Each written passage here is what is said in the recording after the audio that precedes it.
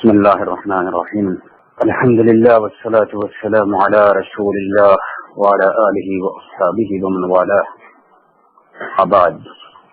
إخواني في الدين, السلام عليكم ورحمة الله وبركاته. আমরা গতকালকে যেটুকু আলোচনা করছিলাম, আল্লাহ সুবহানাহু ওয়া তাআলা নিজের যে সকল সিফাতের কথা বলেছেন, নিজেকে সকল গুণের দ্বারা অভিহিত করেছেন, গুণান্বিত করেছেন, সেগুলোর প্রতি এবং আল্লাহ সুবহানাহু ওয়া তাআলার যে সকল সিফাত রাসূল সাল্লাল্লাহু আলাইহি ওয়াসাল্লাম বর্ণনা করেছেন, আমরা সেগুলোর প্রতি বিশ্বাস পোষণ করব। তাতে কোনো পরিবর্তন কিংবা সেগুলোকে বাতিল সাব্যস্ত করে কিংবা সেগুলোর কোনো আকার নির্ধারণ কিংবা সেগুলো উপমা দৃষ্টান্ত নির্ধারণ করব না। এটি হলো আহলে সুন্নাহ ওয়াল জামাআহ এর আকীদা আল্লাহ তাআলার সিফাতের ক্ষেত্রে, এবং এটাই হলো ফিরকাতুন নাজিয়া এবং তাইফার সূরার আকীদা আল্লাহর আসমা এবং সিফাতের ব্যাপার। এখানে যদিও আমাদের আলোচনা গতকালকে এই বিষয়ে সংক্ষিপ্ত আলোচনা হয়, কিন্তু এখানে একটা কথা আমি আপনাদেরকে বলি, এই বইটা আল আকীদাতুল ওয়াসিতিয়া, এই বইটা আল্লামা ইবনে তাইমিয়া রাহিমাহুল্লাহ এটা সংকলন করার পিছনে যে মূল কারণটা ছিল যে ওয়াক্তা শহরের একজন বিচারক এসে ওনার কাছে শিকায়ত করছিলেন যে ওইখানের লোকজনরা আল্লাহ সুবহানাহু ওয়া তাআলার আসমা এবং সিফাতের ক্ষেত্রে, সিফাতের আকিদা পোষণের ক্ষেত্রে বিভ্রান্ত এবং বিপদগামী হয়ে যাচ্ছে। তাদের বিষয়ে আপনি একটা কিছু করেন। আর সেই পরিপ্রেক্ষিতেই মূলত এই যে আল আকীদা আল ওয়াসিতিয়া, এই গ্রন্থটি তিনি সংকলন করেছিলেন।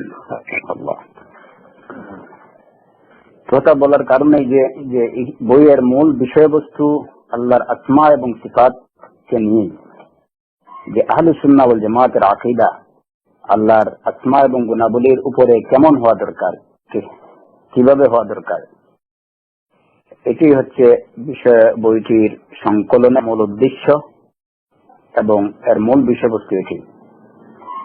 এছাড়া বিশেষ করে এই যে আল্লাহর নাম এবং গুণাবলীর ক্ষেত্রে, যেমন জাহমিয়া সম্প্রদায়, মুআতাজিলা সম্প্রদায়, মুআত্তিলা, মুফাউযিলা, মুশাব্বিহা, এই যে বিভিন্ন সম্প্রদায় বিপদগামী এবং পথভ্রষ্ট হওয়ার কারণ হইল যে তারা আল্লাহর আসমা এবং সিফাতের ক্ষেত্রে সহিহ আকীদাতুস সালাফ পোষণ করতে পারেনি। এ কারণে আসমা এবং সিফাতের উপর কিভাবে ঈমান রাখতে হবে সম্পর্কে অত্যন্ত সুস্পষ্টভাবে আমাদের জানা উচিত। এই জন্য শেখ উসাইমিন রাহিমাহুল্লাহ ওনার শারহের মধ্যে, এই বইটা শারহের মধ্যে ব্যাখ্যায় অত্যন্ত যতটুকু সম্ভব উনি অত্যন্ত স্পষ্টভাবে বিষয় ধারণা করেছেন। আর আমি বিশেষ করে এই বিষয়ে শেখ উসাইমিন রাহিমাহুল্লাহর শারহ থেকে অনেক আপনাদের সামনে তুলে ধরার চেষ্টা করছি এবং করব ইনশাআল্লাহ। তো শেখ উসাইমিন রাহিমাহুল্লাহ এই যে টেক্সট আমরা যেটা পড়লাম, এর ব্যাখ্যায় যেটুকু বলেছেন যে আল ঈমান বিমা ওয়াসাফা বিহি নাফসহু, যে আল্লাহ সুবহানাহু ওয়া তাআলা যেভাবে তার নিজের নিজেকে যে সকল গুণে গুণান্বিত করেছেন, এই কথাটি থেকে উনি 6টা পয়েন্ট আউট করেছেন।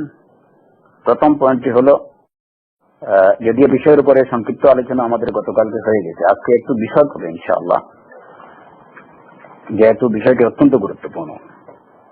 আমরা বোঝার চেষ্টা করবো ইনশাআল্লাহ সবাই, এতে আসমা এবং সিফাতের ক্ষেত্রে আমাদের আকীদা ক্লিয়ার হবে বিইজনিল্লাহ তাআলা। তো এই যে কথা যে আল্লাহ সুবহানাহু ওয়া তাআলা থেকে যে সকল গুণে গুণান্বিত করেছেন, আমরা সেগুলোর প্রতি বিশ্বাস রাখবো। এখানে 6টি পয়েন্ট, তার মধ্যে প্রথম পয়েন্ট যেটা হলো, এই বিষয়ে আমি গতকালকে বলি যে আল্লাহর কিছু সিফাত আছে, এটা আমাদেরকে বিশ্বাস করতে হবে। কারণ এমন কোন সত্তা নেই যে সত্তার কোনো না কোনো গুণ নেই, গুণ ছাড়া কোনো সত্তা হতে পারে না। যেহেতু আল্লাহ সুবহানাহু ওয়া তাআলা এক মহান পবিত্র সত্তা, সুতরাং অবশ্যই তার গুণাবলী রয়েছে এটা আমাদেরকে বিশ্বাস করতে হবে। দ্বিতীয়ত হলো যে আল্লাহ তাআলার সিফাত গুলা, আল্লাহর গুণাবলী গুলা, এগুলো আমাদের জন্য এগুলো অদৃশ্য বিষয়, গায়বী বিষয়, এবং গায়বী বিষয়ের ক্ষেত্রে মানুষের উপর ওয়াজিব হলো, অত্যাবশ্যকীয় যে এগুলার যে বর্ণনা কোরআন এবং সুন্নাহ যেভাবে দেয়া হয়েছে ঠিক সেভাবে এগুলোকে মেনে নেয়া, এগুলার ব্যাপারে নিজের মতামত বা নিজের বিবেক বুদ্ধির ভিত্তিতে নিজের পক্ষ থেকে কোনো কিছু না বলা। যেহেতু সিফাত, আল্লাহর আসমা এবং সিফাত গুলো গায়বী বিষয়, এবং প্রত্যেক অদৃশ্য বিষয় বা গায়বী বিষয়ের ক্ষেত্রেই প্রত্যেক মানুষের করণীয় হচ্ছে যে এগুলার যে ব্যাখ্যা বা যে বিবরণ যতটুকু কোরআন এবং সুন্নাতে হয়েছে ঠিক ততটুকুকে মেনে নেয়া, এর বাইরে কিছু না বলা। এই হলো দ্বিতীয় পয়েন্ট। আর কেন আমরা বলবো না, এ ব্যাপারে আমরা দুটো দলিলের উল্লেখ করেছি কোরআনে কারীম থেকে। একটা হলো সূরাতুল আরাফের 33 নম্বর আয়াতে, যেখানে আল্লাহ তাআলা বলেছেন যে আল্লাহর সম্পর্কে কিছু না জেনে কিছু বলবে এটা তোমাদের জন্য হারাম করা হয়েছে।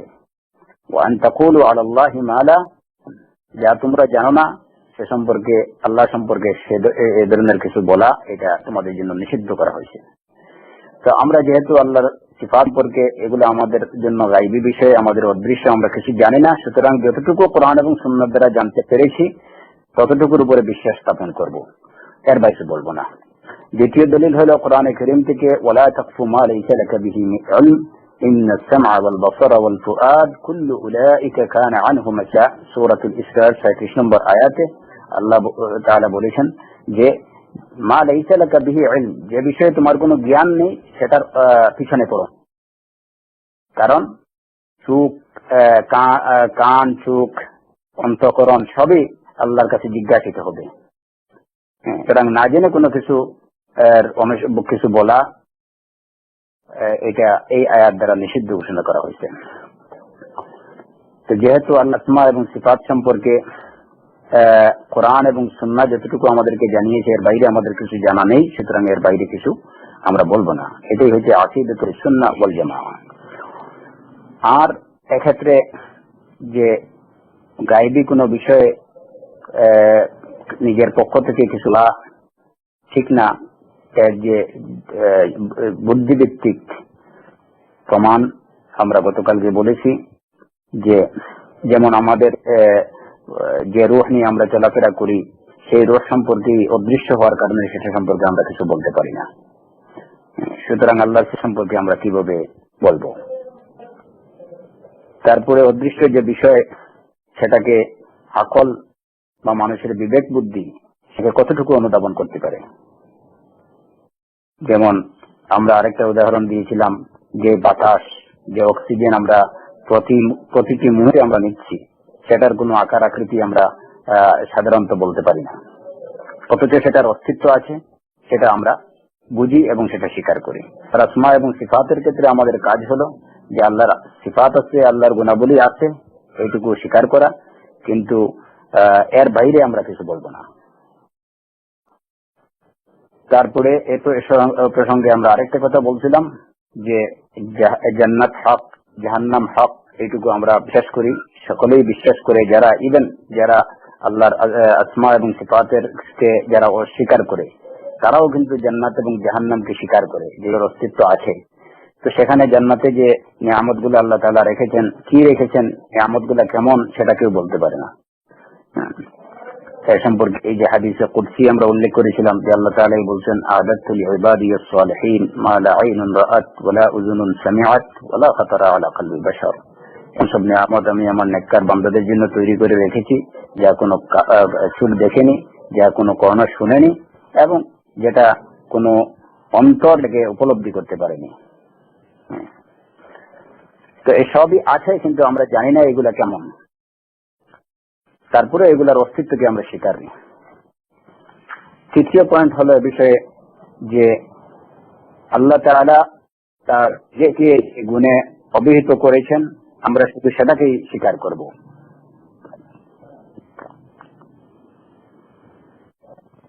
আল্লাহ তাআলা নিজেকে যে গুণে গুণান্বিত করেননি এমন গুণ আল্লাহর জন্য আমরা, এমন কোন সিফাত আল্লাহর জন্য আমরা সাব্যস্ত করব না।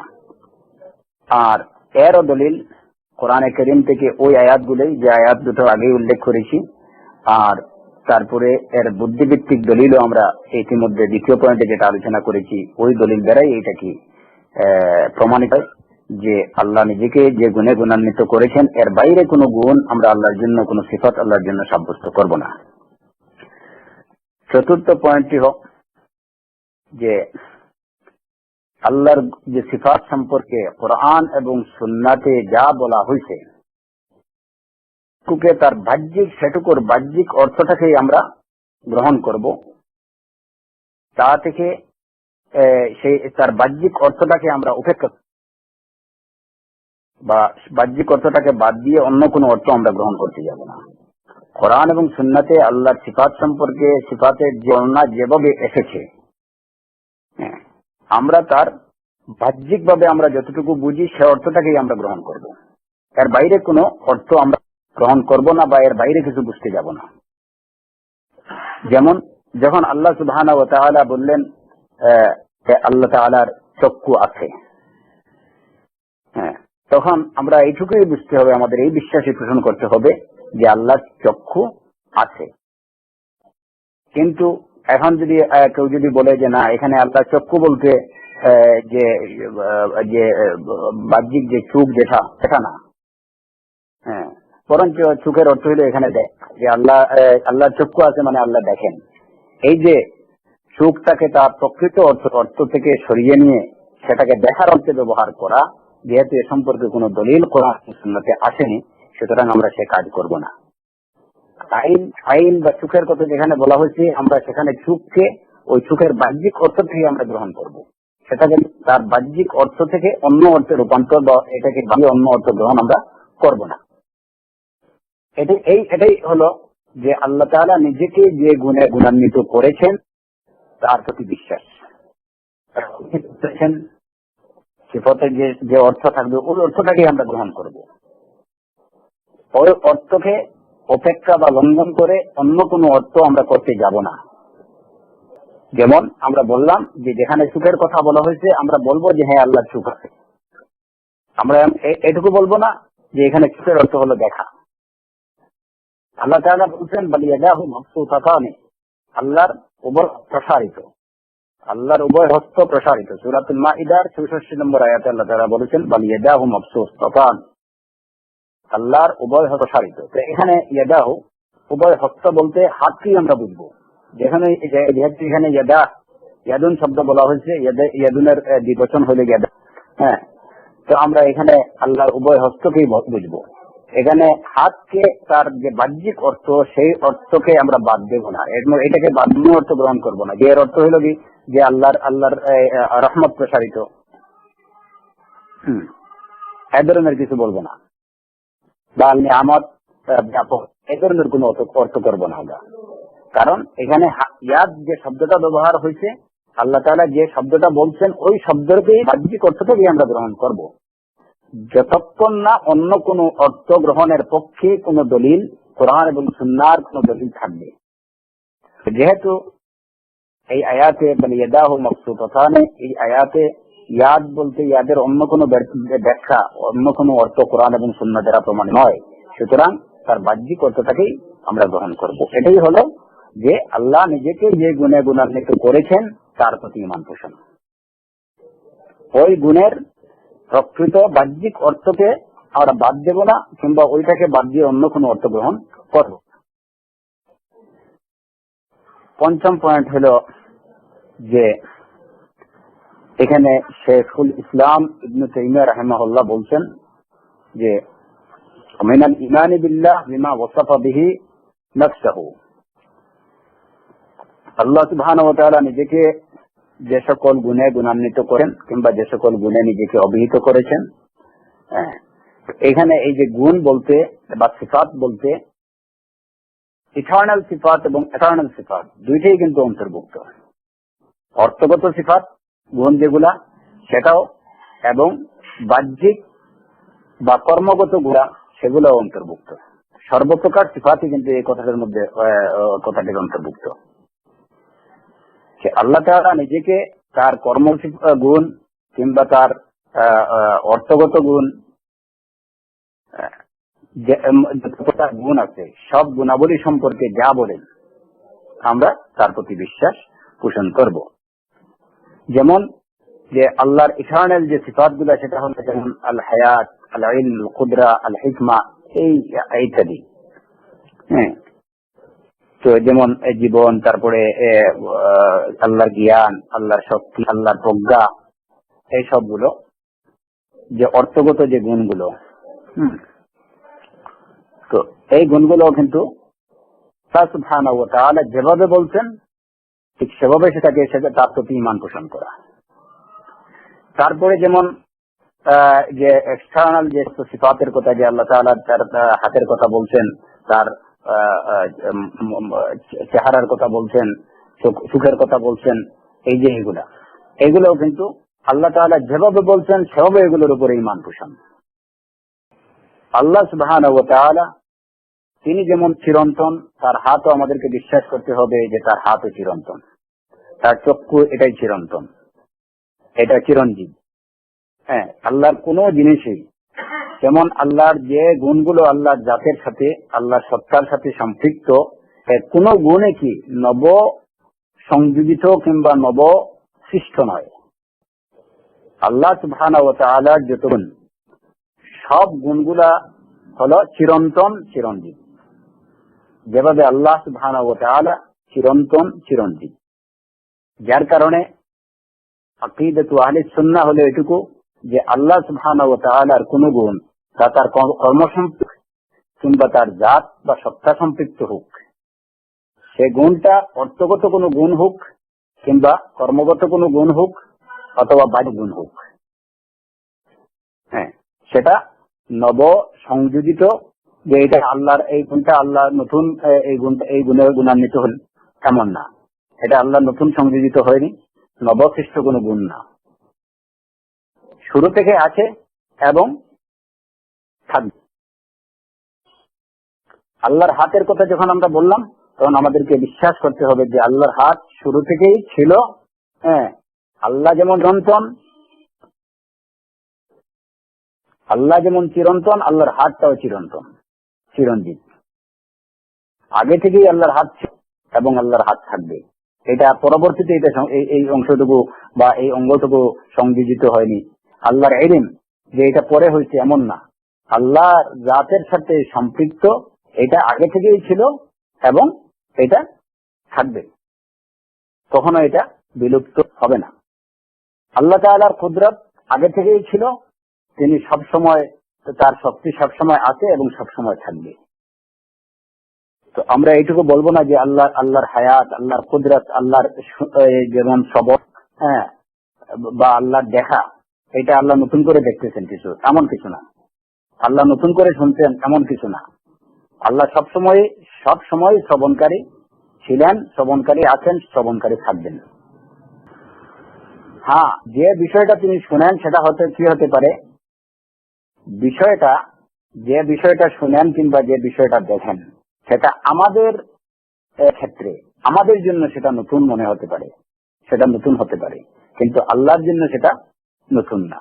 যেমন আমরা আল্লাহর কাছে দোয়া করলাম, আল্লাহ সুবহানাহু ওয়া তাআলা আমাদের ডাক শুনলেন, তো এর অর্থ এটুকু না যে আল্লাহ নতুন করে শুনছেন, এই যে শোনা যে গুণটা এটা নতুন করে তার দেখা দিচ্ছে না। আল্লাহ আগে থেকেই শুনেন, সব সময় শুনেন এবং সব সময় শুনবেন।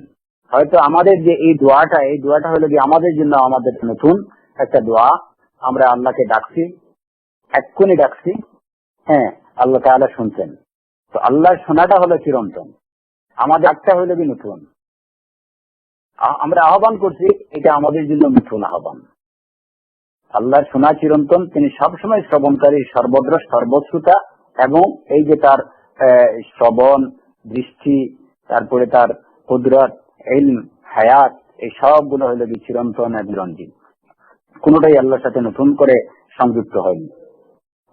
কারণ যদি এগুলোকে নতুন কোন জিনিস নবসৃষ্ট কোনো বিষয় যদি কারো সাথে সম্পৃক্ত হয়, তাহলে ওই বস্তুটাও কিন্তু নবসৃষ্ট হতে হবে। তো আল্লাহ সুবহানাহু ওয়া তাআলা যেহেতু তিনি আজলি, তিনি আবদি, চিরন্তন, চিরঞ্জীব, হ্যাঁ, সুতরাং তার সর্বপ্রকার গুণাবলী চিরন্তন এবং চিরঞ্জীব। আল্লাহর কালাম চিরন্তন, চিরঞ্জীব, এটা নতুন কোনো বিষয় না। কালামুল্লাহ এর জন্যই যে কোরআনে কারীম, এটা কি, এটা চিরন্তন বাণী। তার কারণ কি, এটা আল্লাহর কালাম, আল্লাহর বাণী। আল্লাহ যেহেতু চিরন্তন, আল্লাহর বাণী চিরন্তন।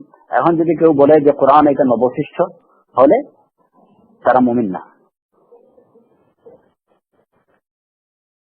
এর অর্থ হলো যে কোরআনকে কিংবা আল্লাহ যে কোনো একটা সিফাতকে যদি নবসৃষ্ট করা হয়, তাহলে আল্লাহকে নবসৃষ্ট বলে দাবি করারই নামান্তর এটা।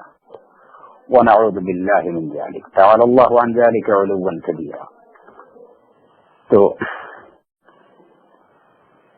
আল্লাহর যে কর্মগত যে গুণাবলী, এই গুণাবলীর অনেক সময় এই যেমন কোন কারণকে, যেমন আল্লাহ আমরা দেখি সাধারণত যেগুলো আমাদের মনে অনেক সময় প্রশ্ন থাকে যে আল্লাহ সন্তুষ্ট হন। তো আল্লাহর যে সন্তুষ্টি কিংবা আল্লাহর যে এই যে অসন্তুষ্টি, এইগুলো গুণগুলো চিরন্তন, আগে থেকেই ছিল, আছে এবং থাকবে।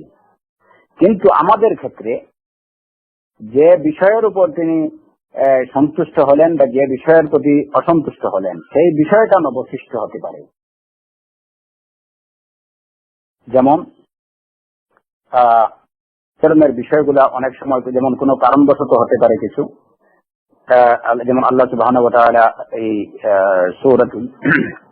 সূরাতুল জুমারের নম্বর আয়াতে যেমন ইরশাদ করেছেন, ইন তাকফুরু ফা ইন্নাল্লাহা গানিয়্যুন আনকুম, ইন তাকফুরু ফা ইন্নাল্লাহা গানিয়্যুন আনকুম ওয়া লা ইয়ারদা লিইবাদিহিল কুফর ওয়া ইন তাশকুরু ইয়ারদাহু লাকুম।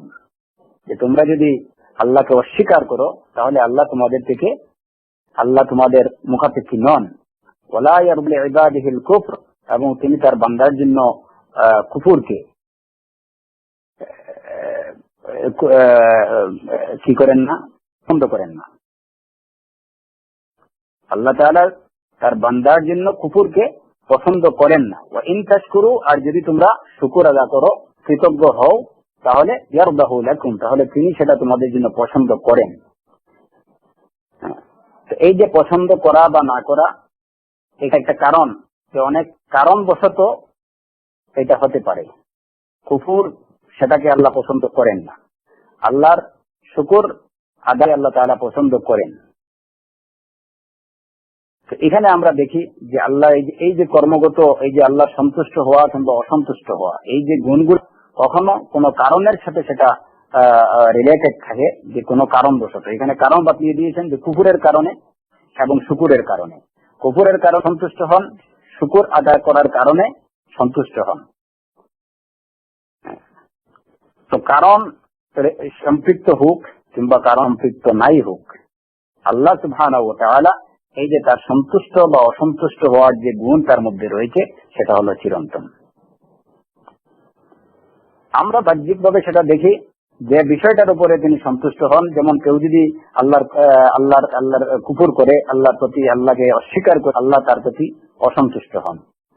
তার যে এই যে আল্লাহকে অস্বীকার করা, এই অস্বীকার করা কাজটা মানুষের ক্ষেত্রে সেটা নতুন, কিন্তু আল্লাহ অসন্তুষ্টি সেটা চিরন্তন গুণাবলীর দ্বারাই আল্লাহ তাআলা তার উপরে সন্তুষ্ট হন কিংবা অসন্তুষ্ট হন। এই সিফত কখনো কোন কারণের কারণে প্রকাশ পায়, কোন কারণবশত বা একটা উপলক্ষে সে সিফাতটা, সেই সন্তুষ্ট বা অসন্তুষ্ট হওয়াটা আল্লাহর চিরন্তন ছিল, আল্লাহর কাছে আছে এবং থাকবে। ওইটার বহির প্রকাশ কোন উপলক্ষে পায়। যেমন এখানে দেখা গেল যে কুফরের কারণে আল্লাহ অসন্তুষ্ট হন, শুকরের কারণে, কৃতজ্ঞতা জ্ঞাপনের কারণে আল্লাহ সন্তুষ্ট হন। এইটা কোনো কারণ বা কোনো উপলক্ষে সেটা প্রকাশ পেতে পারে, সেই গুণের প্রকাশ করতে পারে, কিংবা কোনো কারণ ছাড়াই কোনো কিছু হতে পারে, কোনো গুণের প্রকাশ পেতে পারে। যেমন হাদিসে রয়েছে যে সে রাতের শেষ তৃতীয়াংশে আল্লাহ সুবহানাহু ওয়া তাআলা দুনিয়ার আকাশে অবতীর্ণ হন। তো এখানে কি কারণে অবতীর্ণ হন সেটা আমরা জানি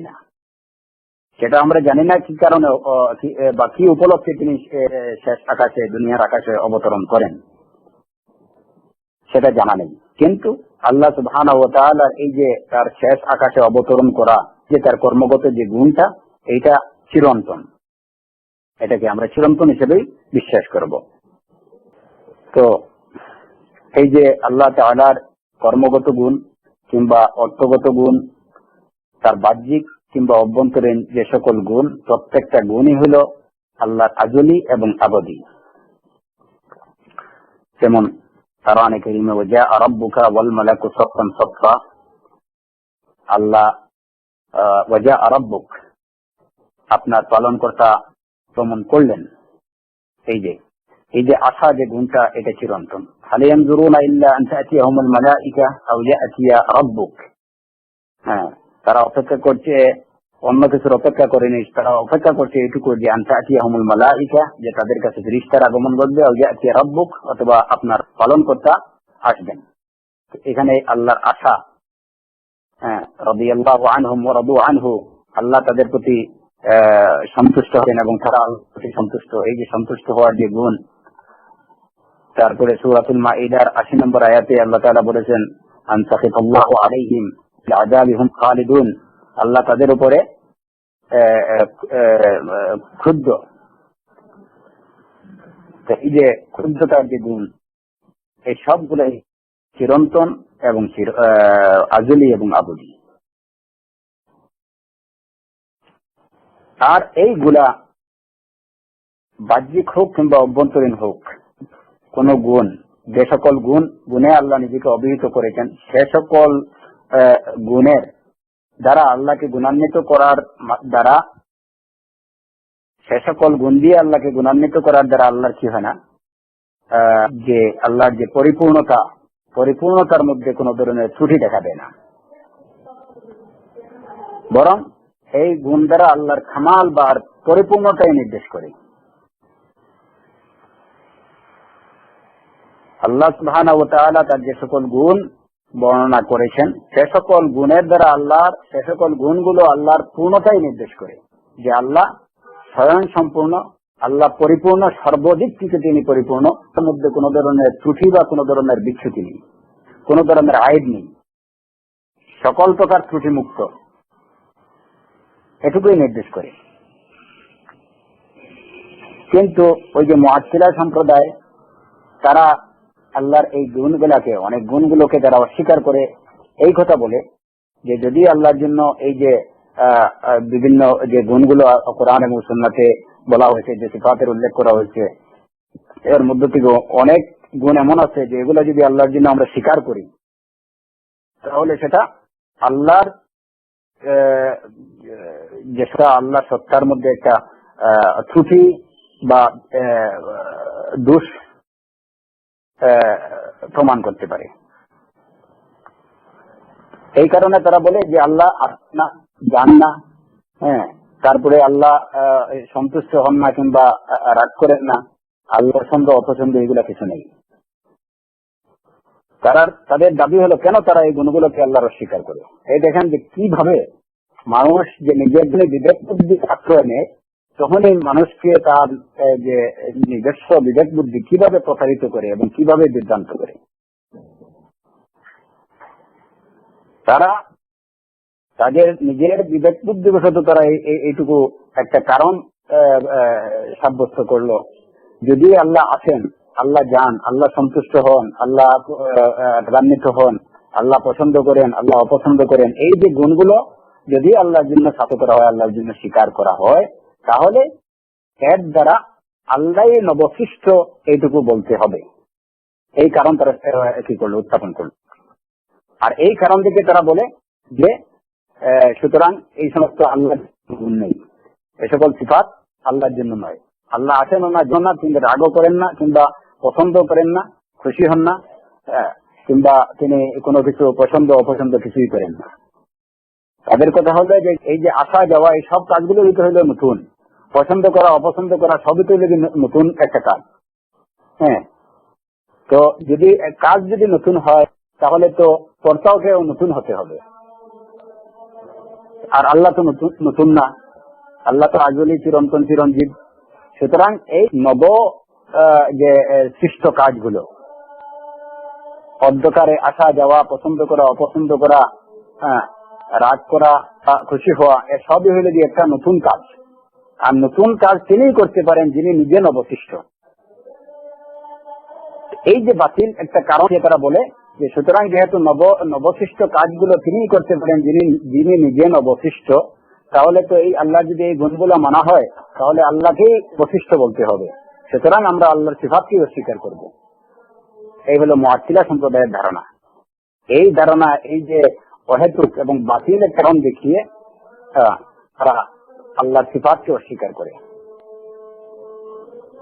হ্যাঁ, কিন্তু মূলত কথা কি, তাদের এই যে কারণ দেখিয়ে তারা আল্লাহর এই যে সিফাত গুলাকে অস্বীকার করে, যে যদি এই নতুন যে নবসৃষ্ট কাজগুলোকে যদি গুণগুলোকে যদি আল্লাহর প্রতি আমরা সম্পৃক্ত করি, আল্লাহর দিকে এগুলোর নিসবত করি, তাহলে আল্লাহকেই নবসৃষ্ট বলতে হবে। তো এটা একটা বাতিল দাবি এবং তাদের একটা ভ্রান্ত একটা না। কারণ কাজ নতুন হলেই যে কর্তাকেও নতুন হতে হবে এমন কোনো কথা নেই। কাজ নতুন হলেই কর্তা নতুন হতে হবে এমন কোনো কথা নেই। এটাকে কোনো বিপর্যয় মেনে নিতে পারে না। যে কোনো কাজ, সে কাজটা নতুন হতে পারে, কেউ নতুন একটা কাজ করতে পারে, কিন্তু এর জন্য তার কর্তাকেই যে নবসৃষ্ট হতে হবে, এই কথাটা কোনো বিবেক বুদ্ধি এটাকে সমর্থন করে না।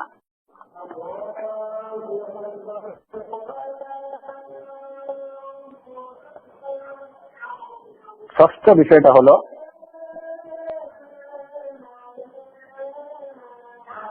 যে আল্লাহর আসমা এবং সিফাতের ক্ষেত্রে মানবীয় বিবেক বুদ্ধি প্রয়োগের কোনো অবকাশ নেই। এখানে মানুষের বিবেক বুদ্ধির কোনো কাজ নেই। যে বিবেক বা বুদ্ধি আল্লাহর যে গুণকে সমর্থন করবে সেটাকে মানবে, আর যেটাকে সমর্থন করবে না সেটাকে অস্বীকার করবে, এমন কোনো অবকাশ নেই। বরং যতগুলো গুণ, যতগুলো আসমা, যতগুলো সিফাত আল্লাহ তাআলার বর্ণিত হয়েছে কোরআন এবং সুন্নাতে, সেগুলোকে নির্দ্বিধায় মেনে নিতে হবে। এখানে যে বুদ্ধি দৌড়ালে চলবে না, আকল দৌড়ালে এখানে চলবে না। এখানে আকলের কোনো, বিবেকের কোনো অবকাশ এটি নেই। বিবেক বুদ্ধির প্রয়োগের কোনো অবকাশ নেই আল্লাহর আসমা এবং সিফাতের। মানুষের কোনো নিজস্ব যুক্তি বুদ্ধির দরকার নেই। তার কারণ আসমা এবং সিফাত কোরআন এবং সুন্নাহ দ্বারা, এই যেহেতু আল্লাহর আসমা এবং সিফাত এগুলো উমর তৌকিফিয়া, এটা নির্ধারিত, কোরআন এবং সুন্নাহ দ্বারা নির্ধারিত। যে বিষয়গুলা কোরআন এবং সুন্নাহর উপরে ডিপেন্ডেন্ট, সেখানে আকল বা যুক্তির অনুপ্রবেশ ঘটানো সম্পূর্ণরূপে নিষিদ্ধ। যে বিষয়গুলো কোরআন এবং সুন্নাহ দ্বারাই নির্ধারিত এবং যে বিষয়গুলো শুধুমাত্র কোরআন এবং সুন্নাহর উপরে ডিপেন্ডেন্ট, সেসব বিষয়ের পেয়ে আকল বা যুক্তি বুদ্ধির অনুপ্রবেশ সম্পূর্ণরূপে নিষিদ্ধ। যেমন নামাজ আমরা পড়ি, এটা হলো কি কোরআন এবং সুন্নাহ দ্বারা নির্দেশিত এবং নির্ধারিত। সেখানে কোনো মানুষের বিবেক বুদ্ধি বা যুক্তির অনুপ্রবেশ সম্পূর্ণ নিষেধ। এখন যদি কেউ বলে ঠিক আছে যে নামাজ তো আল্লাহর ইবাদতের জন্য, হ্যাঁ, আল্লাহর ইবাদত, আল্লাহর প্রতি পরিপূর্ণ দাসত্ব প্রদর্শনেরই একটা মাধ্যম নামাজ, তো এখানে আমি সিজদা দুইটা করতেছি, দুইটা করবো কেন, আমি ঠিক আছে এখানে 4টা সিজদা করি, তাহলে তো আল্লাহর প্রতি আরো বেশি দাসত্ব প্রদর্শন হইল। তো এই যুক্তি দেখিয়ে যদি কেউ নামাজে প্রতি রাকাতে যদি 4টা করে সিজদা করে, তাহলে তার নামাজ ঠিক আদৌ গ্রহণযোগ্য হবে? হবে না। তার কারণ নামাজের ক্ষেত্রে নামাজ হলো এমন একটা বিষয় যার এর জেড সবকিছুই হলো, শুরু থেকে শেষ পর্যন্ত সমস্ত কিছুই হলো কোরআন এবং সুন্নাহ দ্বারা নির্ধারিত এবং নির্দেশিত। এর বাইরে কিছু করা যাবে, সেটাকে যত ভালো মনে করেই করা হোক, সেটা গ্রহণযোগ্য হবে। কারণ এটা শুধুমাত্র কোরআন এবং সুন্নাহ দ্বারা নির্দেশিত এবং নির্ধারিত। হ্যাঁ, বিবেক বুদ্ধির অনুপ্রবেশ সম্পূর্ণরূপে নিষিদ্ধ।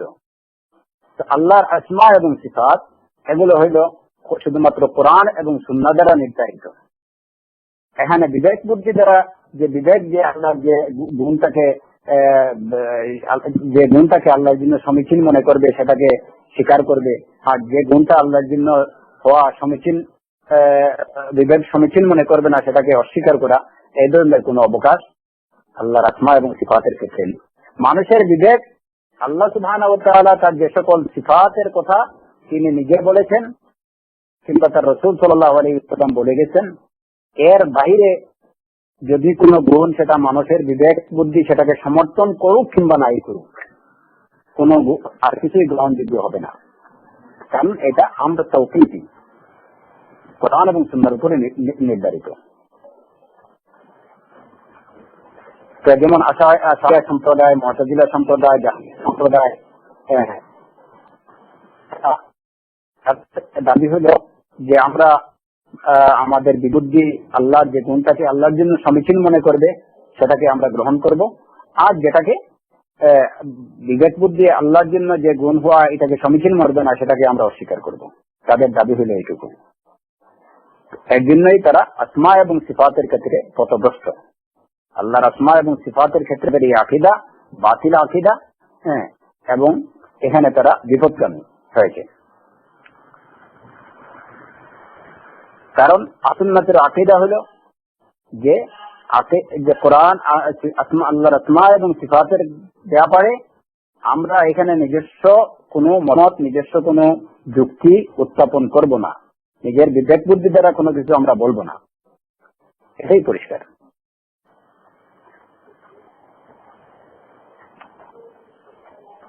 এই যে তারা এই কারণে যে তাদের নিজের বিবেক বুদ্ধির উপরে তারা নির্ভর করে তারা যে আল্লাহর কোনো চোখ নেই, আল্লাহর কোনো মুখ নেই, আল্লাহর হাত নেই, আল্লাহ আরশের উপর সমাসীন নন, আল্লাহ শেষ আকাশে ওই যে রাতের শেষ তৃতীয়াংশে শেষ আকাশে অবতরণ করেন না,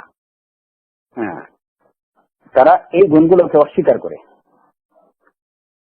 এবং এইটার একটা বাতিল অর্থ তারা গ্রহণ করে, ওই গুণগুলোকে অস্বীকার করে এবং ওইগুলোর একটা বাতিল তো তারা নিজস্ব বিবেক বুদ্ধির ভিত্তিতে একটা বাতিল অর্থ গ্রহণ করে।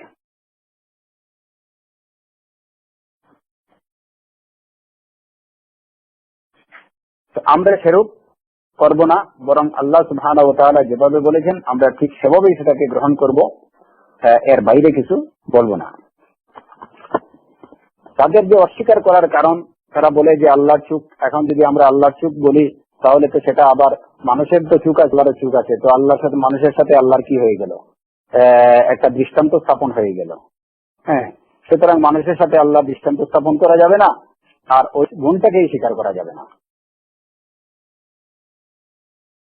তারপরে তাদের আরো যে বিভিন্ন কারণ তারা উত্থাপন করে, এর মধ্যে আরেকটা কারণ হলো যে এখন যদি আমরা বলি যে আল্লাহর ইলম আছে, তো বোঝা গেল যে আল্লাহর জ্ঞানের প্রতি মুখাপেক্ষী, আল্লাহ হায়াতের মুখাপেক্ষী, আল্লাহ হাতের প্রতি মুখাপেক্ষী, তার হাত থাকা দরকার, অথচ আল্লাহ তো সবকিছু থেকে কোনো কিছুরই মুখাপেক্ষী নন। সুতরাং ওই হাত, চোখ, মুখ, জ্ঞান এইগুলো যদি আল্লাহ, এই গুণগুলো যদি আমরা আল্লাহর জন্য স্বীকার করি তাহলে সেটা আল্লাহর জাতের মধ্যে ত্রুটি নির্দেশ করবে। এটা হলো কি তাদের বাতিল দাবি।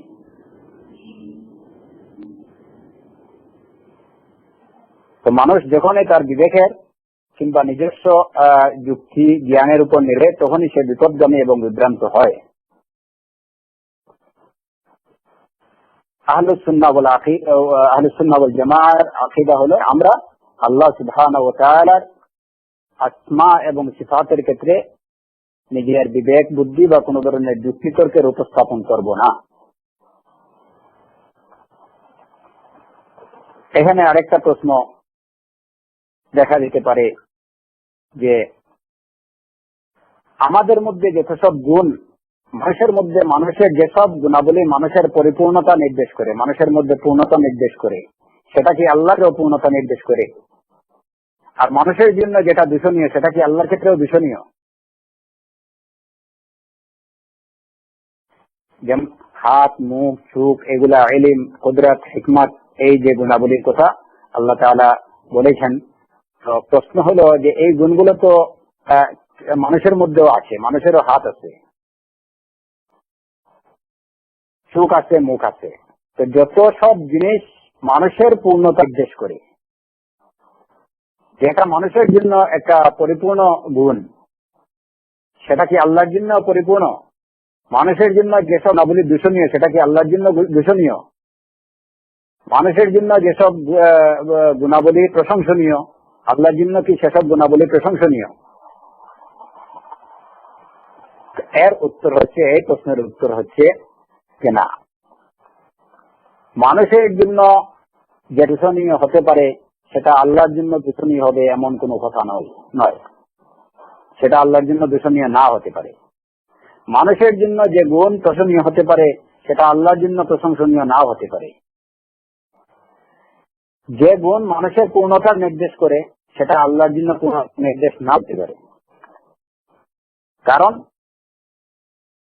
এখানে তুলনা খালেকের সাথে, সৃষ্টিকর্তার সাথে মুখের কোনো তা করা যাবে না। মানুষের পূর্ণতাকে আল্লাহর পূর্ণতার উপরে কিয়াস করা বা অনুমান করা আদৌ ঠিক না। কারণ আল্লাহ হলেন খালেক আর মানুষ হলে মাখলুক। সৃষ্টির সাথে স্রষ্টার কোনো তুলনা হতে পারে না। যে সব বিষয় মানুষের জন্য প্রশংসনীয় হবে সেগুলো স্রষ্টার জন্য প্রশংসনীয় হতে পারে, নাও হতে পারে। কিংবা যেসব বিষয় সৃষ্টিকর্তার জন্য, মানুষের জন্য যেসব বিষয় নিন্দনীয়, দূষণীয় বা ত্রুটির কারণ, সেটা আল্লাহর ত্রুটির কারণ নাও হতে পারে।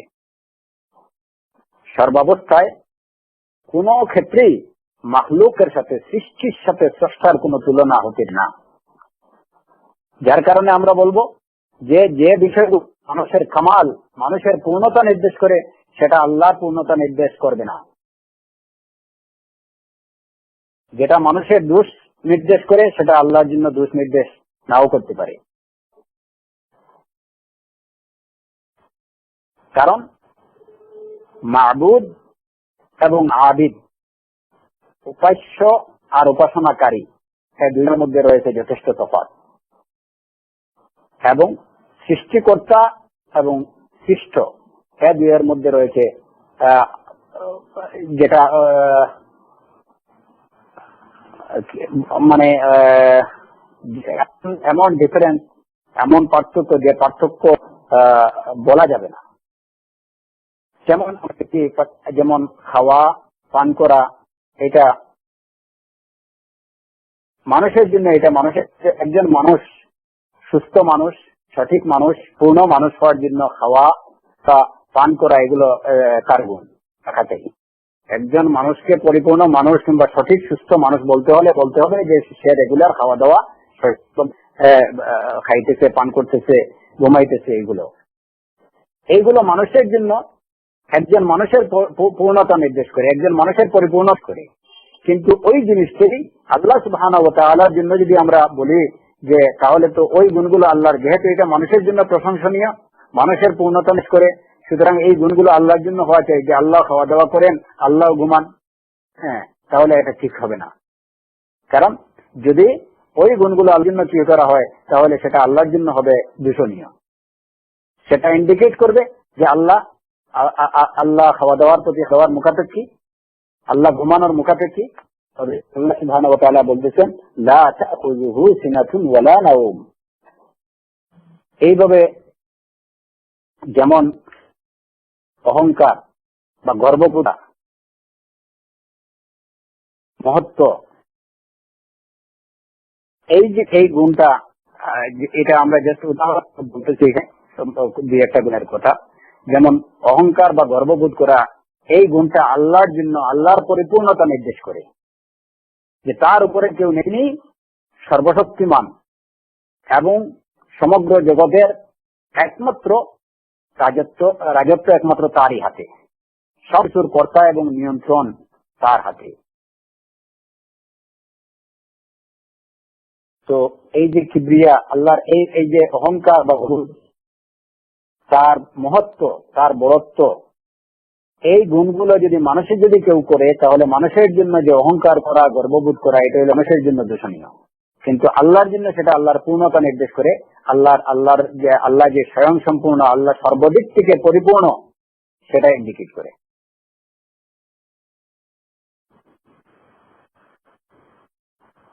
যেমন এই বিষয়ে হাদিসে কুদসিতে আল্লাহ তাআলা বলছেন মান নাজানি ওয়াহিদাম মিনহুমা আযাবতুহু, যে যদি কেউ আমার কিবরিয়া, আমার বরত্ব, আমার মহত্ব এবং যে অহংবোধ সম্পর্কে যদি কেউ বিরোধিতা করে, তাহলে আমি তাকে শাস্তি প্রদান করব।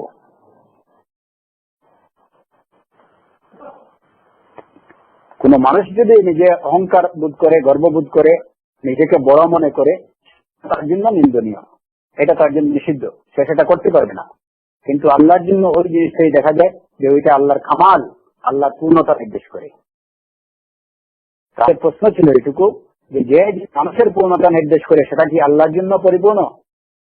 যে জিনিস মানুষের জন্য দূষণীয় বা মানুষের দোষ নির্দেশ করে সেটা আল্লাহর জন্য দূষণীয় না, অবশ্যই না।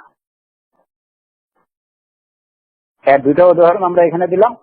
যেমন খাওয়া দাওয়া মানুষের পূর্ণতা নির্দেশ করে, কিন্তু সেটা যদি আমরা আল্লাহর জন্য স্বীকার করি এই গুণ, তাহলে তা আল্লাহর দোষ নির্দেশ করবে।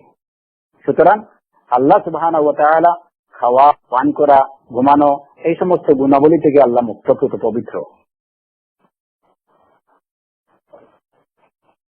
পক্ষান্তরে একজন মানুষের মাতার জন্য এগুলো অবশ্যই দরকার। জালাল, আজমত, কিবরিয়া, এইসব গুণাবলী আল্লাহর জন্য, আল্লাহর পূর্ণতা নির্দেশ করে, কিন্তু মানুষের জন্য দূষণীয় এবং নিন্দনীয়।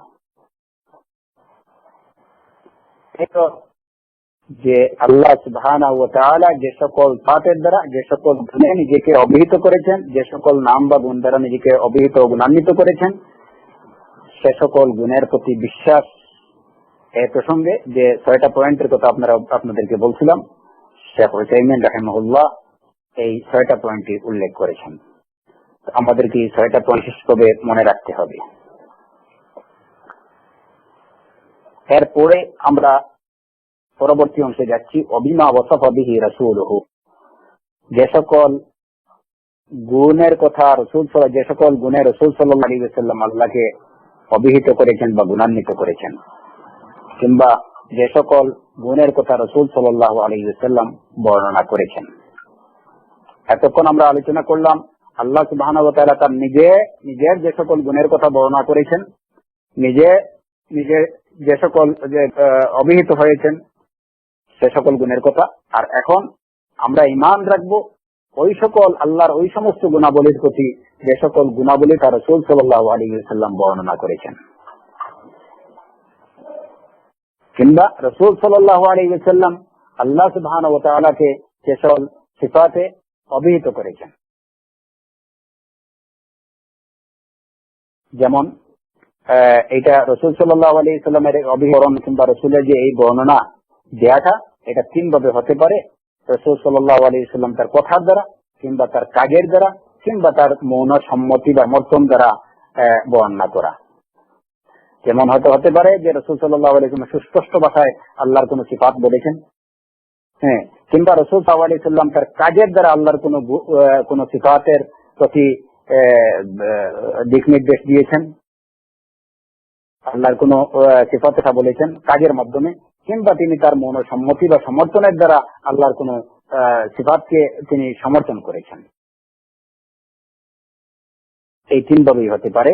তো এই 3 ভাবেই যদি রাসূল সাল্লাল্লাহু আলাইহি ওয়াসাল্লাম থেকে, এই 3 ভাবেই রাসূল সাল্লাল্লাহু আলাইহি ওয়াসাল্লাম থেকে আল্লাহর যে সকল গুণাবলী, যে সব সিফাত প্রমাণিত হয়েছে, আমরা সেটুকুকে আল্লাহর সিফাত বলে বিশ্বাস করব। যেমন কথার মাধ্যমে রাসূল সাল্লাল্লাহু আলাইহি ওয়াসাল্লাম আল্লাহ সুবহানাহু ওয়া তাআলা অনেক সিফাতের কথা বলেছেন। যেমন আমরা দেখি রাসূল সাল্লাল্লাহু আলাইহি ওয়াসাল্লাম বলেছেন, রাব্বুনাল্লাহুল্লাযী ফিস সামাই তাকাদ্দাসমুক আমরুকা ফিস সামাই ওয়াল আরদ। এখানে বলেছেন যে আমাদের রব আল্লাহ, যিনি ফিস সামা আকাশে, তাকাদ্দাসা ইসমুক তোমার নাম পবিত্র, আমরুকা ফিস সামাই ওয়াল আরদ তোমার রাজত্ব জমিনে এবং আসমানে। তারপরে যেমন অন্য হাদিসে দেখা যায় রাসূল সাল্লাল্লাহু আলাইহি ওয়াসাল্লাম আল্লাহকে বলেছেন, ইয়া মুকাল্লিবাল কুলুব, ইয়া মুকাল্লিবাল কুলুব। এই যে এখানে রাব্বুনাল্লাহুল্লাযী ফিস সামা, আল্লাহু ফিস সামা, এই গুণের কথা বললেন, ইয়া মুকাল্লিবাল কুলুব এই যে গুণের কথা বললেন, এটা রাসূল সাল্লাল্লাহু আলাইহি ওয়াসাল্লাম, যেহেতু এই কথাটা এই গুণগুলোর কথা রাসূল সাল্লাল্লাহু আলাইহি ওয়াসাল্লাম বলেন, সুতরাং আমরা সেটাকে আল্লাহর সিফাত বলে বিশ্বাস করব। এভাবে আরো অনেক গুণাবলী রয়েছে, অনেক সিফাতের কথা রাসূল সাল্লাল্লাহু আলাইহি ওয়াসাল্লাম বলেছেন। হ্যাঁ, যেটা হাদিসে রয়েছে আমরা সেটা আল্লাহর সিফাত হিসেবে বিশ্বাস করব। এরপরে রাসূল সাল্লাল্লাহু আলাইহি ওয়াসাল্লামের কথার দ্বারাও কাজের দ্বারাও আল্লাহর অনেক গুণ প্রমাণিত হয়েছে। আসলে যদিও এটা কথার দ্বারা, কিন্তু এটা কথা এবং কাজ দুটোর দ্বারাই হয়েছে। হ্যাঁ, যেমন আমরা দেখি বিদায় হজের ভাষণ রাসূল সাল্লাল্লাহু আলাইহি ওয়াসাল্লাম যখন বললেন আলা হাল বাল্লাগতু, এই কথাটি যে আমি কি তোমাদেরকে পৌঁছিয়েছি আল্লাহর বার্তা, আলা হাল বাল্লাগতু, এখানে যখন 3 বার বললেন, তখন সাহাবায়ে কেরাম যখন এটা সাক্ষী দিলেন, তখন রাসূল সাল্লাল্লাহু আলাইহি ওয়াসাল্লাম বললেন আল্লাহুম্মা শাহাদ, হে আল্লাহ তুমি সাক্ষী থেকো। একথা বলে ইয়ারফাউ ইসবাইহি ইলা সামা, একথা বলে তিনি তার হাতের আঙ্গুল আকাশের দিকে উঠিয়েছেন। আল্লাহুম্মা শাহাদ বলে হাতের আঙ্গুল আকাশের দিকে উঠিয়েছেন। এই যে কাজটা আল্লাহুম্মা, হে আল্লাহ তুমি সাক্ষী দেখো, এই কথা বলার সাথে সাথে হাতের আঙ্গুল আকাশের দিকে উঠানো, ইশারা করা, এর দ্বারা তিনি এটুকুই কি করছেন, বুঝাতে চেয়েছেন যে আল্লাহ সুবহানাহু ওয়া তাআলা তিনি সবার উপরে, তার অবস্থান উপরে ঊর্ধ্বাকাশে। এই কাজের দ্বারা তিনি যে আল্লাহ ফিস সামা, আল্লাহ তাআলার অবস্থান আকাশে ঊর্ধ্বাকাশে, সেটাই নির্দেশ করেছেন। এরপরে যেমন ওই যে আপনারা জানেন যে এক ব্যক্তি রাসূল সাল্লাল্লাহু আলাইহি ওয়াসাল্লাম জুমার খুতবা দিচ্ছিলেন, এই সময় এসে তিনি বললেন যে আমাদের অবস্থা খরার কারণে সব কিছু আমাদের ফসল শস্য সবকিছু নষ্ট হয়েছে। রাসূল সাল্লাল্লাহু আলাইহি ওয়াসাল্লাম আল্লাহর কাছে প্রার্থনা করুন যেন আল্লাহ আমাদের প্রতি বৃষ্টি বর্ষণ করেন। তো রাসূল সাল্লাল্লাহু আলাইহি ওয়াসাল্লাম আল্লাহর হাত উঠাইলেন, হাত উঠিয়ে আল্লাহর কাছে দোয়া করলেন। তো এই যে রাসূল সাল্লাল্লাহু আলাইহি ওয়াসাল্লামের হাত উঠানো, আল্লাহর দরবারে হাত উঠানো, উপরের দিকে হাত উঠে, এটা নির্দেশ করে যে আল্লাহ কি, আল্লাহর অবস্থান উপরে, আল্লাহর অবস্থান উপরে, এটাও কিন্তু আল্লাহর একটা গুণ। তো ওই গুণটা হবেই, একটা হলো কি যে এগুলা তো কোরআনে কারীম দ্বারাও প্রমাণিত, রাসূল সাল্লাল্লাহু আলাইহি ওয়াসাল্লামের কথার দ্বারাও প্রমাণিত, রাসূল সাল্লাল্লাহু আলাইহি ওয়াসাল্লামের কাজের দ্বারাও প্রমাণিত। আল্লাহর অবস্থান ঊর্ধ্বাকাশে, যার কারণে তো তিনি ওই যে আল্লাহুম্মা শাহাদ বলে হাতের আঙ্গুলি উপরের দিকে উঠালেন, দোয়ার সময় তিনি উঠালেন, এই সবই নির্দেশ করে যে আল্লাহর অবস্থান উপরে। এগুলো আল্লাহর গুণ বর্ণনা করে। আর এই হলো কি যে কথা কাজের দ্বারা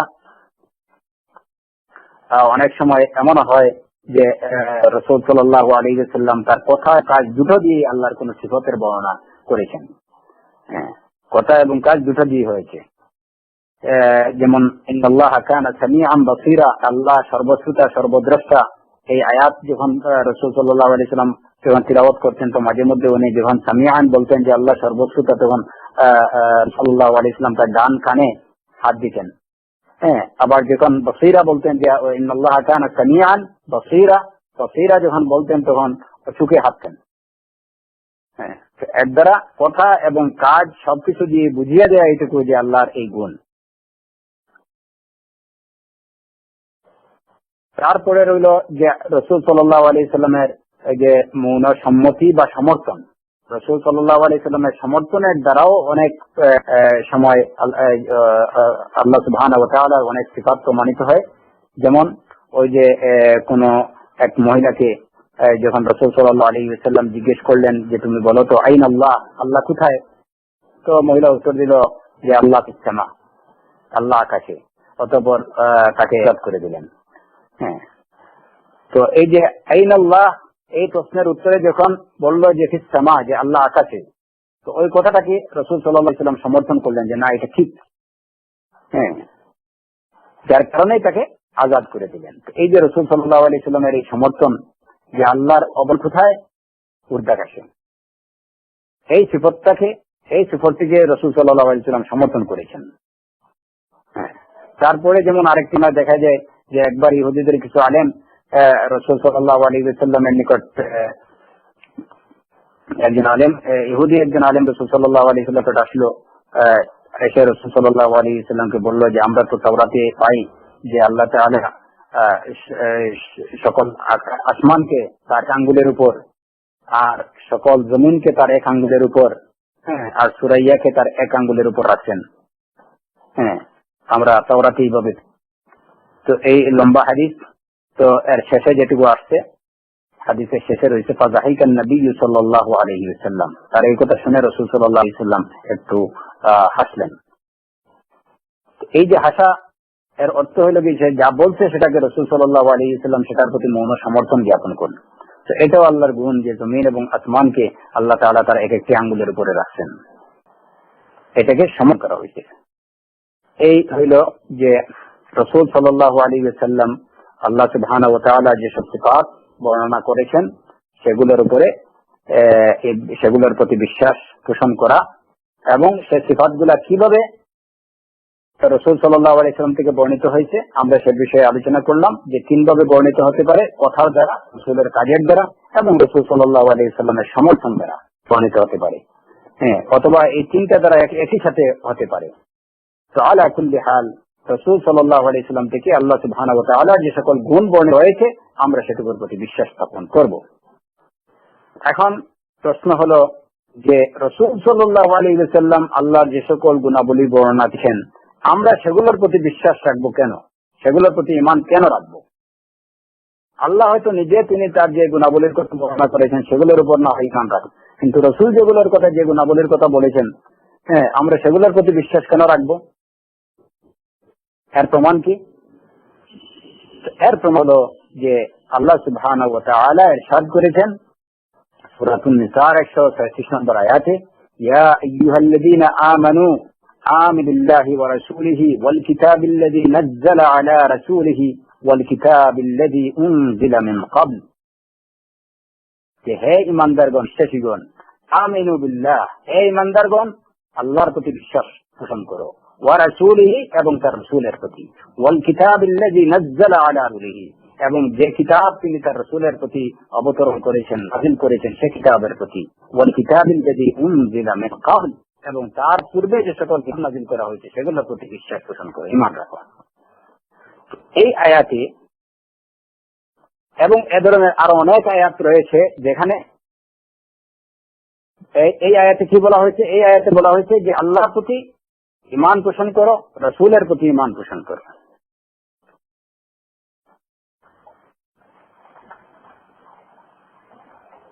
এরপরে কোরআনে কারীমে আরো অনেক আয়াত রয়েছে যেগুলো দ্বারা যে আয়াতগুলো প্রমাণ করে যে রাসূল সাল্লাল্লাহু আলাইহি ওয়াসাল্লাম আল্লাহর পক্ষ হতে একজন মুবাল্লিগ বা প্রচারক। ইন্না আরসালনাকা বাশীরান ওয়া নাযীরা, ইন্না আরসালনাকা বিল হক, কোরআনে কারীমে আল্লাহ তাআলা বলে আমি আপনাকে হক দিয়ে পাঠিয়েছি। ইন্না আরসালনাকা বিল হক বাশীরান ওয়া নাযীরা, সুসংবাদ প্রদানকারী এবং ভীতি প্রদর্শনকারী হিসেবে রূপে। وبالحق أنزلناه وبالحق نزل وما أرسلناك إلا مبشرا ونذيرا وبالحق أنزلناه, সত্যই নাজিল করা হয়েছে। وبالحق أنزلناه, আমি সত্যই নাজিল করেছি। وبالحق نزل, এবং সত্যই নাজিল হয়েছে। وما أرسلناك, হে রাসূল আমি আপনাকে পাঠাইনি। وما أرسلناك إلا مبشرا ونذيرا, তবে আপনার সুসংবাদকারী এবং ভীতি প্রদর্শনকারী হিসাবে। এই যে ধরনের আরো অনেক আয়াত রয়েছে যে আয়াতগুলো প্রমাণ করে যে আল্লাহ সুবহানাহু ওয়া তাআলা তার রাসূলকে পাঠিয়েছেন তার বার্তার প্রচারক হিসাবে। তো যেহেতু আল্লাহ তাআলা রাসূলকে মনোনীত রাসূল তার বার্তার প্রচারের জন্য পাঠিয়েছেন, সুতরাং এটা প্রমাণ করে যে রাসূল সাল্লাল্লাহু আলাইহি ওয়াসাল্লাম যত বিষয়ে সংবাদ দিয়েছেন সংবাদগুলোকে সত্য বলে, সে সংবাদগুলো সত্য এবং সে সংবাদগুলোকে সত্য বলে স্বীকার করা প্রত্যেকের উপরে ওয়াজিব। যেহেতু আল্লাহ তাআলা এই রাসূলকে পাঠিয়েছেন এবং সেই রাসূলকে পাঠিয়েছেন তার বার্তার প্রচারের জন্য, বার্তাকে পৌঁছে দেওয়ার জন্য, সুতরাং তিনি যা বলেছেন সেটাকে গ্রহণ করা অবশ্যই প্রত্যেকটি মানুষের অবশ্য কর্তব্য। কারণ তিনি সাল্লাল্লাহু আলাইহি ওয়াসাল্লাম মা ইয়ানতিকু আনিল হাওয়া ইন হুয়া ইল্লা ওয়াহয়ুন ইউহা, তিনি তার নিজের হাওয়া থেকে, নিজের মন থেকে, মন গড়াতে বলেননি। ইন হুয়া ইল্লা ওয়াহয়ুন ইউহা, তিনি যা বলেছেন সেটা তার প্রতি প্রত্যাদেশ করা হয়েছে, তার প্রতি সেটাকে ওয়াহি করেছেন। আল্লাহ যা তার প্রতি প্রত্যাদেশ করেছেন সেটাই তিনি কি করেছেন বলেছেন। তিনি তিনার মন গড়া কিছু বলেননি, নিজের মন থেকে কিছু বলেননি, নিজের বানাননি। যা বলেছেন রাসূল সাল্লাল্লাহু আলাইহি ওয়াসাল্লাম সবই আল্লাহর পক্ষ হতে। সুতরাং আল্লাহর আসমা এবং সিফাতের ক্ষেত্রে রাসূল যা বলেছেন সেটাও আল্লাহর পক্ষ থেকে। রাসূল সাল্লাল্লাহু আলাইহি ওয়াসাল্লাম শুধু সেটাকে পৌঁছে দিয়েছেন। সে কারণে আল্লাহ সুবহানাহু ওয়া তাআলা তার নিজের যে সকল নাম যেগুলো বর্ণনা করেছেন কোরআনে কারীমের মধ্যে, সেগুলোকে গ্রহণ করা যেভাবে ওয়াজিব, ঠিক তেমনি ভাবে তার প্রেরিত মনোনীত রাসূল সাল্লাল্লাহু আলাইহি ওয়াসাল্লাম আল্লাহর যে সকল গুণাবলী বর্ণনা করেছেন সেগুলোকে গ্রহণ করা ওয়াজিব। কেননা সেগুলো আল্লাহর পক্ষ থেকে। কুল কুল্লুম মিন ইনদিল্লাহ, সবই আল্লাহর পক্ষ থেকে। সুতরাং রাসূলের বর্ণনাকৃত আল্লাহর গুণাবলীর প্রতি বিশ্বাস স্থাপন করতে হবে। অবিমা ওয়াসাফা বিহি রাসূলুহু, আল্লাহর যে সকল নাম রাসূল সাল্লাল্লাহু আলাইহি ওয়াসাল্লাম বর্ণনা করেছেন সেগুলোর প্রতি ঈমান পোষণ সম্পর্কে এই হলো কথা। এবার কি হলো, এই যে মিন গায়রি তাহরিফ, আল্লাহ সুবহানাহু ওয়া তাআলা নিজের যে সকল গুণাবলী বর্ণনা করেছেন এবং যেগুলার বর্ণনা সাল্লাল্লাহু আলাইহি ওয়াসাল্লাম দিয়েছেন সেগুলোর প্রতি বিশ্বাস স্থাপন করা কিভাবে, মিন গায়রি তাহরিফিন, কোন ধরনের পরিবর্তন ছাড়া। সেই পরিবর্তন সম্পর্কে আমরা গতকালকে আলোচনা করেছিলাম যে সেই পরিবর্তনটা কোন অক্ষর দিয়ে হতে পারে, কোন ওয়ার্ডের পরিবর্তনের মাধ্যমে হতে পারে, অর্থের পরিবর্তনের মাধ্যমে হতে পারে। তো কোন ধরনের পরিবর্তন, শাব্দিক পরিবর্তন, আক্ষরিক পরিবর্তন, অর্থের কোন পরিবর্তন ঘটানো যাবে না।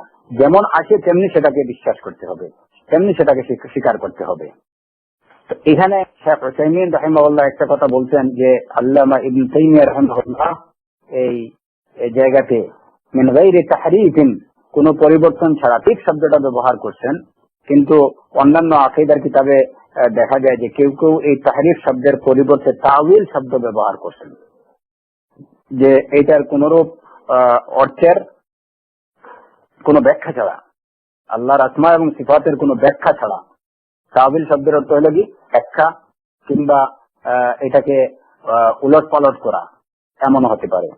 তাউইল শব্দের অর্থ উলট পালট করা, তাউইল শব্দের অর্থ পরিণতি, তা শব্দের অর্থ হলো ব্যাখ্যা, কয়েকটা অর্থেই তাউইল শব্দ ব্যবহার হয়।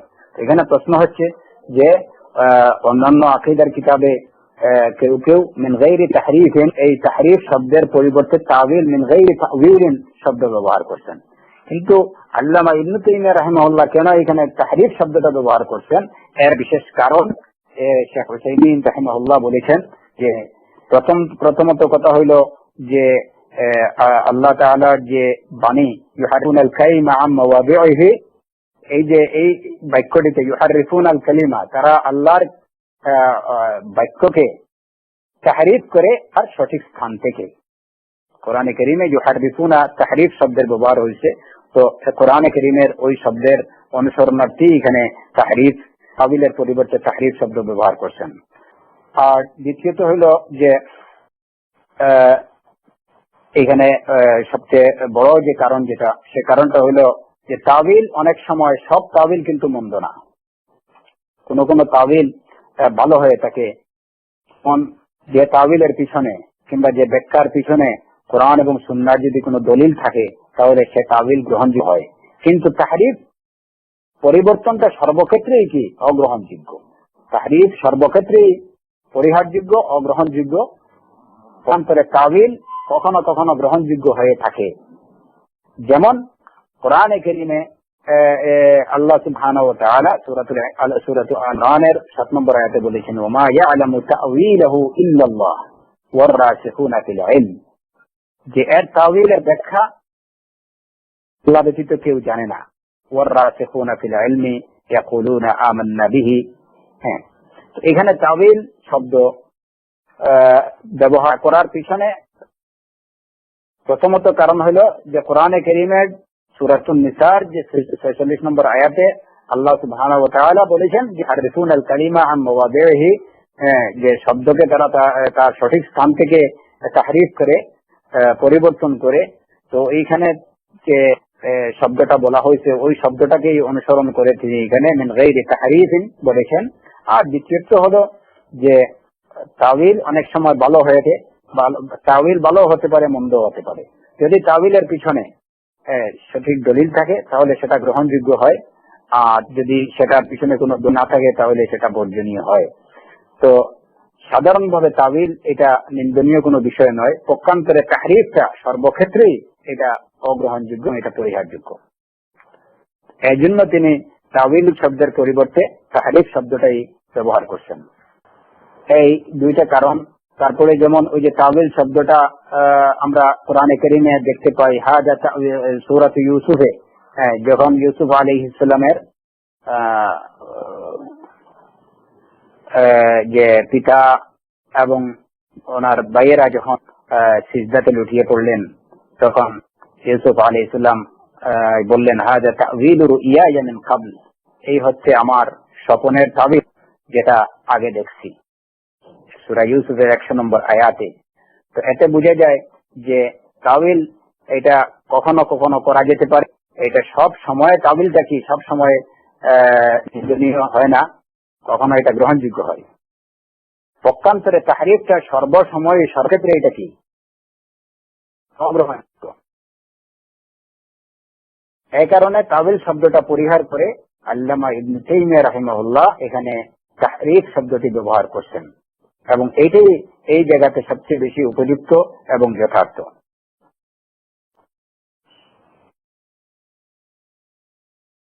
তারপরে যদি এখানে যেমন আমরা তাওয়িল, হয়তো কারো প্রশ্ন আসতে পারে যে তাওয়িলটা কখন গ্রহণযোগ্য হয়। তাওয়িলটা তখনই গ্রহণযোগ্য হয় যখন তার পিছনে একটা দলিল থাকে। যদি দলিল থাকে তাহলে শব্দকে তার যে বাহ্যিক অর্থটাকে বাদ দিয়ে তার একটা অর্থ গ্রহণ করা যেতে পারে, যদি তার পিছনে কোরআন এবং সুন্নাহ ভিত্তিক দলিল থাকে। যেমন আমরা দেখি কোরআন কারীমে সূরাতুন নাহলের প্রথম আয়াত, যেটা আল্লাহ সুবহানাহু ওয়া তাআলা বলেছেন, আতা আমরুল্লাহি ফালা তাস্তাজিলুহু। তো এখানে আতা আমরুল্লাহ, আতা শব্দ যে আল্লাহর নির্দেশ এসেছে, আল্লাহর নির্দেশ এসে গেছে বা এসেছে, এটা পাস্ট টেন্স, আতা আমরুল্লাহ। কিন্তু মুফাসসিরিনে কেরাম এটার অর্থ করেন যে সায়াতি আমরুল্লাহ, অচিরেই আল্লাহর নির্দেশ আসবে।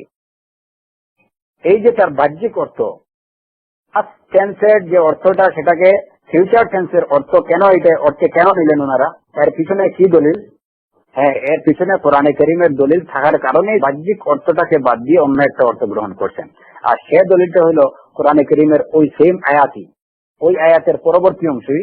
এখানে বলা হয়েছে ফালা তাস্তাজিলুহু, সুতরাং তোমরা তাড়াহুড়ো করো না। ফালা তাস্তাজিলুহু, সুতরাং তোমরা তাড়াহুড়ো করো না। পরবর্তী ওয়ার্ডটা থেকে এইটুকুই বোঝা যায় যে প্রথম শব্দ আতা আমরুল্লাহ, এটা যদিও এটার বাহ্যিক রূপ হলো কি পাস্ট টেন্স, কিন্তু এটা ফিউচার টেন্স হবে। তার কারণ ফালা তাস্তাজিলুহু, এই যে তাস্তাজিলুহু শব্দটা ফিউচার টেন্সে আসছে,